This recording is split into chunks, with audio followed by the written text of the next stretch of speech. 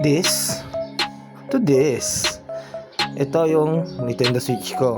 Upgrade natin to Hyperion Pro. Dahil sa Hyperion Pro, nagmumukha siyang PS5 Portal. Mas komportable siyang gamitin kumpara doon sa stock na Joy-Con. At kung titingnan nyo talagang ang ganda. Bagay na bagay sa ating mga Nintendo Switch. Yan, binuhay natin. Yan.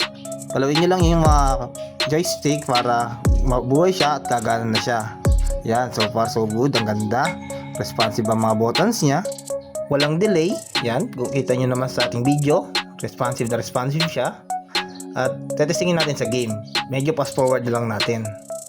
Ginamit natin sa game, lahat ng buttons ay gumagana. So, responsive siya at mas masarap siyang hawakan kumpara sa Joy-Con na stock. So, kung nagbabalak ka mag-upgrade ng Nintendo mo, go for Hyperion Pro. Swabing gamitin, ayos na ayos. Ciao!